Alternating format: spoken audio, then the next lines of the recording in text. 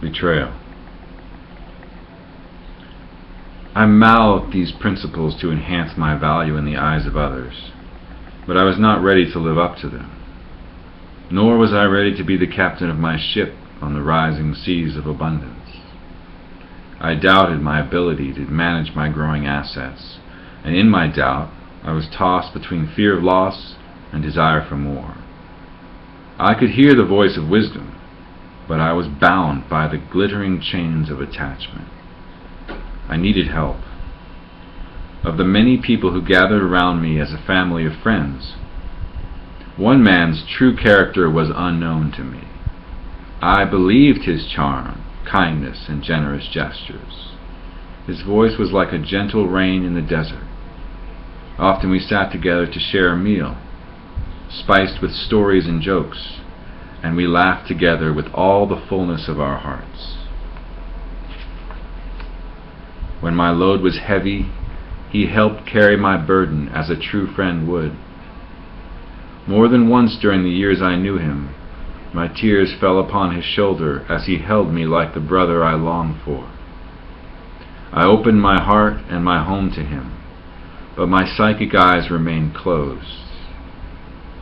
I ignored the distance in his eyes and the unshed tears upon his face.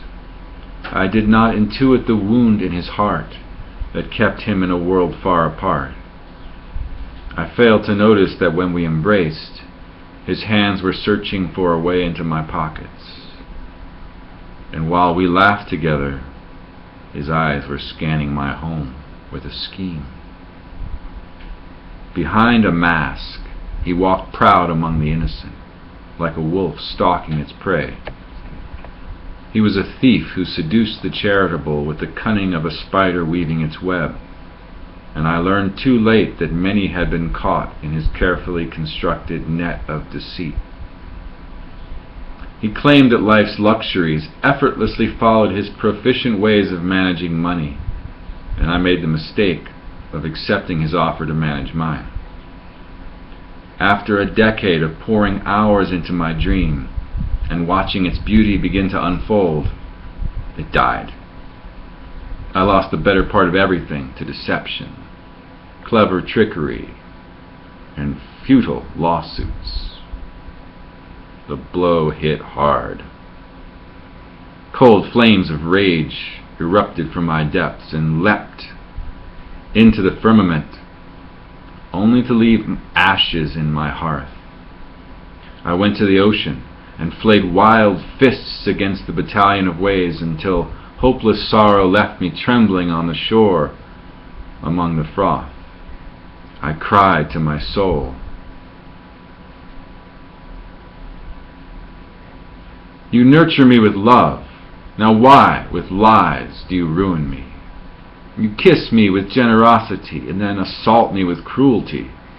You guide me with wisdom to fields of abundance and then entrap me with insurmountable obstacles. Indeed, I am tutored with challenge and purified with tears, but in this pain I am left withered and spent. With your right hand you lift me up, and with your left hand you strike me down, yet I know not why. You are almighty, and I am your feeble servant. Why are you destroying me? I grow weary of this sorrowful struggle, and I lose faith in your justice, lest you show me the merit in those who betray my trust and abuse my innocence." The prophet's mighty voice spoke firmly to my cynical heart.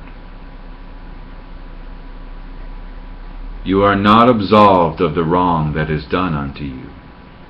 When at last you see clearly, you will realize that the crimes committed upon you are committed for you. Your enemy is your disowned self, whom you are too ashamed to forgive.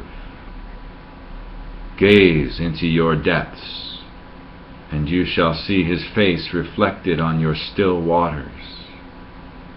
Listen in the silent night, and you will feel his longing in the throbbing of your heart.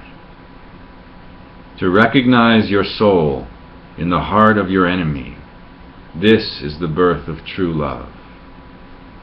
Yet much of you remains unborn, concealed behind the shadows of denial. Is it not astonishing, the power bestowed on a harmless shadow when looked upon with fear? Opposing your enemy, you render him dangerous, and with vengeance to punish, your own flesh is poisoned. Any part of your world you refuse to love will turn hostile against you and thus rob you of your wholeness. If you would ascend, you must accept all that life takes from you with the same wonder that enjoys her favors.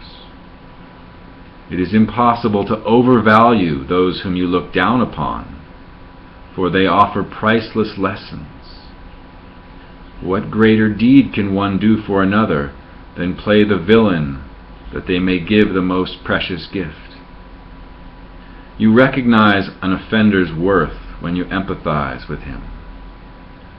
Be unto him as you would have him be unto you, for through his disgrace you have the privilege to break the chain of wrongdoings.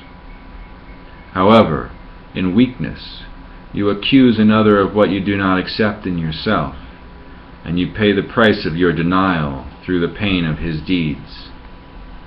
Secretly, you abhor your hypocrisy and feel remorse for the grief your defiance causes.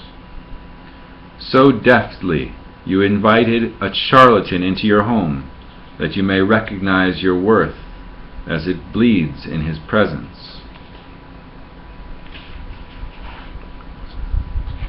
This is your wake-up call.